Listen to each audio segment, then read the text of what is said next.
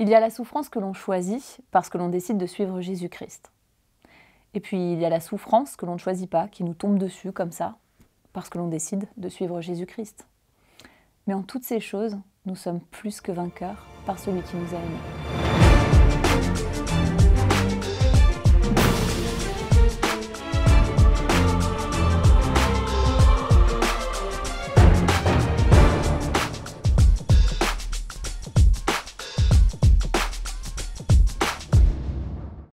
Aujourd'hui, j'aimerais vous parler de cette souffrance qui nous tombe dessus, comme une bombe. Et c'est pas juste une image en fait. Depuis que je travaille chez Portes Ouvertes, Jésus m'a placée comme au cœur de cette réalité. Il y a plusieurs mois, j'ai rencontré une jeune fille qui venait de perdre son frère, quelque temps auparavant. Une voiture bélier est entrée dans l'église, cette voiture l'a renversée pour ensuite exploser dans l'enceinte de l'église. C'était un moment vraiment difficile. Cette jeune fille était dévastée et il n'y avait pas grand-chose à dire. Écoutez, priez. On a reçu des nouvelles et c'est encore difficile.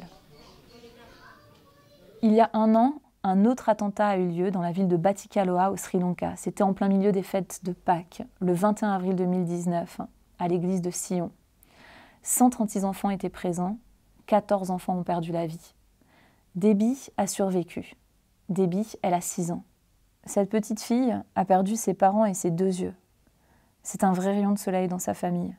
Quand des partenaires ont demandé à ses proches ce qui les encourageait à tenir, vous savez ce qu'ils ont répondu ? Debbie, elle est la joie de notre vie. Quelqu'un a même ajouté, lorsque je pleure, c'est Debbie qui vient me voir. Elle me dit, ne pleure pas, ils sont au ciel. L'apôtre Paul nous explique que dans toutes ces choses, nous sommes plus que vainqueurs. Et parfois, ce sont les enfants qui sont là pour nous le rappeler. Regardez cette vidéo, c'est Debbie qui danse pendant l'épreuve. You can dance? Yay! Thank you. You can dance? What? How do you dance? How do you dance?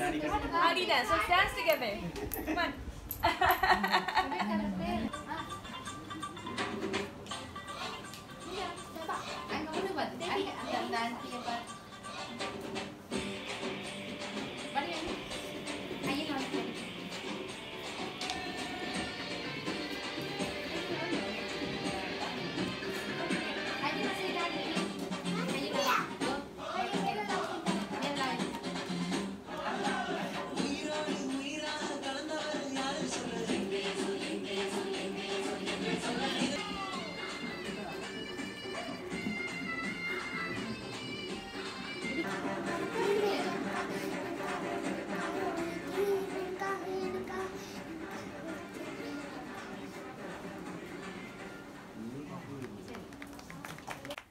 Et maintenant, j'aimerais vous parler d'Alvaro. Je vous en avais déjà parlé.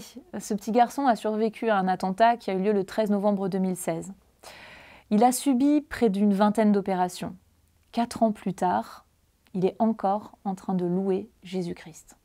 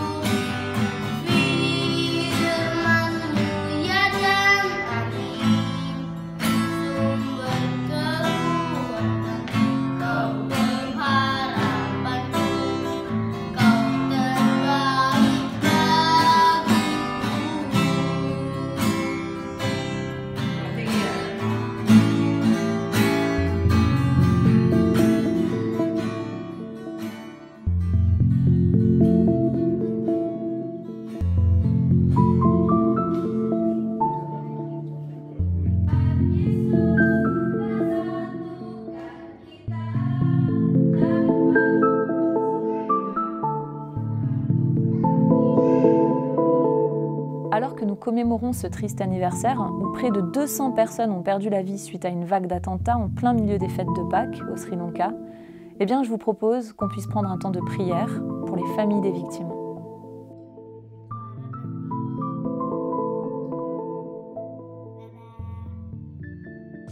Si cette vidéo vous a interpellé, n'hésitez pas à la partager et à nous laisser un commentaire. Nous les lisons tous. Pour visionner d'autres chroniques plein cadre, vous pouvez cliquer sur la playlist qui s'affiche à l'écran. Vous pouvez également vous abonner à notre chaîne YouTube pour ne manquer aucune des nouvelles vidéos de Portes Ouvertes.